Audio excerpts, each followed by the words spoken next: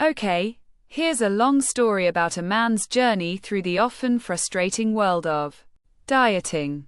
The Gospel of the Girth. Bartholomew Barty Higgins was, to put it charitably, a man of significant presence.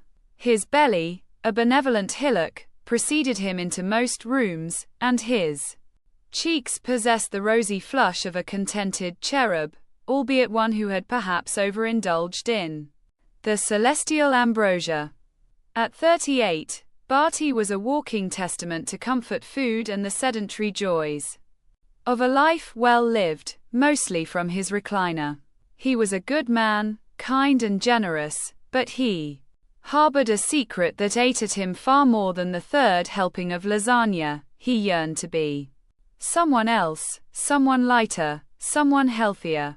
His journey into the land of dieting began, as many do, with a pang of existential dread and a poorly fitting pair of jeans. Gazing at his reflection one morning, he saw not Barty, the jovial accountant, but a looming figure that seemed to carry the weight of the world, literally. He declared that day the day of the great transformation. His first foray was into the world of the keto diet. Armed with countless online articles and the fervent zeal of a convert, Barty purged his pantry of all things carby. Bread, pasta, potatoes, out they went, replaced with a dizzying array of avocados, bacon, and cream. He became an expert in tracking macros, spending hours meticulously measuring out his portions. For the first few weeks, he was a whirlwind of keto-friendly recipes.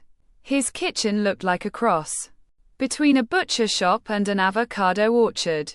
He lost a few pounds, celebrated with a keto-friendly cheesecake made with stevia. The aftertaste lingered like a bad memory, and felt a surge of optimism. Then came the dreaded plateau. The scale refused to budge, his energy flagged, and the smell of bacon suddenly made him queasy. He found himself daydreaming about a crusty baguette. Keto, he decided, was not the gospel he was seeking. Next came the siren song of intermittent fasting. He imagined himself as a lean, disciplined monk, abstaining from food for hours on end, a modern-day ascetic in his suburban home. He chose the 16/8 method, allowing himself to eat only within an 8-hour window. The first few days were brutal. His stomach rumbled like a disgruntled bear, his head throbbed, and he found himself staring longingly at the office vending machine. He chewed gum with the intensity of a trapped animal. During the eating window, he'd inhale food with the ferocity of a hungry wolf, completely undoing any benefit of the fasting. His wife, Susan, raised an eyebrow as she watched him devour a double cheeseburger at 7:55 p.m., just minutes before his fasting window began. Intermittent fasting became less about discipline and more about a frantic race against the clock. Then a co-worker, the annoyingly trim and perpetually smiling Brenda, introduced him to paleo. "Go back to our roots, Barty," she chirped, handing him a pamphlet filled with pictures of cavemen and succulent-looking steaks. He embraced the paleo lifestyle with gusto, imagining himself hunting down his own protein. A trip to the grocery store was as close as he got. He spent a fortune on grass-fed beef and exotic fruits, struggling to find recipes that didn't involve grilling something over a fire pit. Susan started calling him an quat, caveman Barty and quat, and, although he tried to take it as a term of endearment, under her playful teasing came the underlying truth: he was just as miserable. The joy of cooking was gone, replaced with a constant anxiety about what he should be eating. He missed pizza night with the kids. Barty began to feel like a caveman, trapped in a modern world of processed food he couldn't, or wouldn't, eat.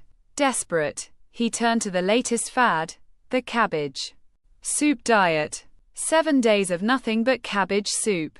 He spent an evening furiously chopping, the pungent aroma of the simmering cabbage filling the house like a terrible curse. The first day wasn't so bad a novelty. But by day 3, Barty felt like a giant cabbage himself. His stomach sloshed with the murky broth, his face had taken on a greenish tinge, and he was pretty sure he'd never want to see a cabbage again. "This is it, Susan," he groaned, a cabbage-flavored tear rolling down his cheek, and quat. "I think I'm losing my mind," and quat. Susan, who had been a patient and supportive bystander throughout this dieting saga, finally sat him down. "Barty," she said, gently, taking one of his large hands in her own. "Maybe the problem isn't what you're eating, but how you're thinking about it." Her words struck a chord. He had been so obsessed with the rules of each diet that he had forgotten why he was doing it in the first place. He had been treating food like an enemy, rather than something to be enjoyed, in moderation. The next step wasn't a diet at all, but a slow, thoughtful shift. He started small, walking in the park with Susan on weekends.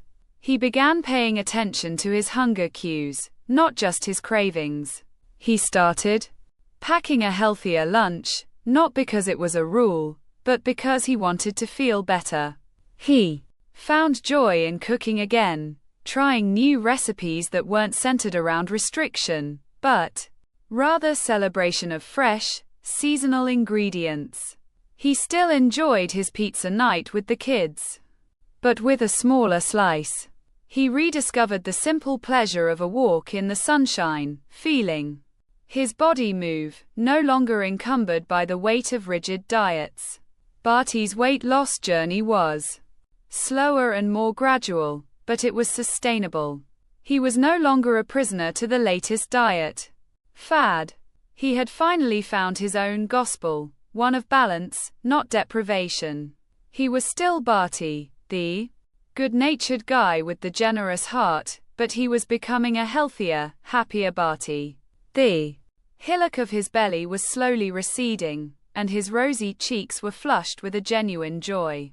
He had learned that true transformation wasn't about a quick fix, or a strict set of rules, but about kindness, kindness to himself, and to the body he was slowly learning to love.